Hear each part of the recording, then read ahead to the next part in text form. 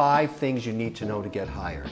And I think there's going to be millions of people over the next 6-9 months as things normalize looking for work, because we know there's over 30 million that have been laid off, which is unprecedented. So I think this is very important information. This is from Fanula. Now, Fanula is an Irish name. I love that name. Hi, Mr. Wonderful. My name is Fanula. I'm a controller at a civil engineering firm. Accountant, basically. I've just been furloughed. That means fired. Yeah, I know what that means, Fanula. It's not good news. Before I got laid off, I'd been talking to a competitor, and they sounded interested in hiring me for slightly higher pay, so I was interested.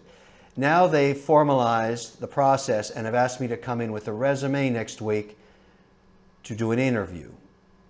Well, I think that's good news. Can you give me some tips? Yeah, Fanula, you've come to the right place. I'm going to give you 5 tips, and I want everybody that's interested in figuring out how to get hired or wants to get hired to listen to these, because I'm going to treat it as if I'm hiring you, okay? I've done a lot of interviews in my time. These are the things that matter. So let's start with basically this. You got to perfect your resume. I don't need to know the job description of every place you've ever worked. I need to know what you accomplished that was something the average Joe wouldn't have done.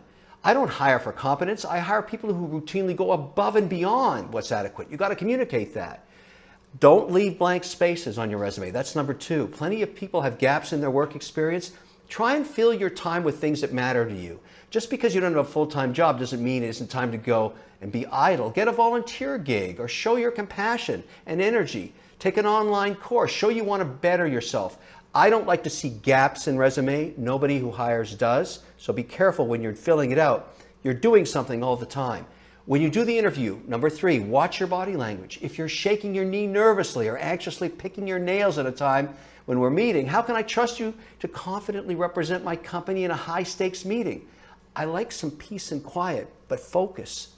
On a similar vein, this is number 4, dress the part. It doesn't always mean a 3-piece suit and a hot watch. Look, if you're in financial services or something, a tie is a good idea, but if you're a coder, I don't care if you wear a t-shirt and jeans. It's what the other people are wearing. You don't want to stick out like a sore thumb, okay? Look, you don't need cufflinks. If you're a coder, I just want to know if you can code.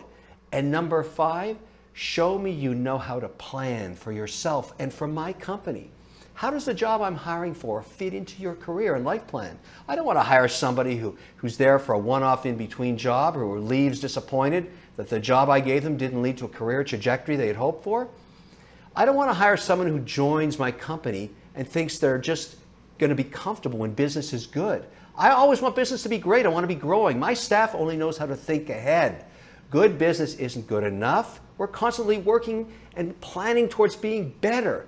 If you can communicate that in a job interview, I'm going to hire you, and so is everybody else. So Fanula, good luck. Stay focused. Stay at peace when you're in that interview. But make sure you're explaining to them how you can make it better for your boss. That's the key to success. Be thinking that, and good luck.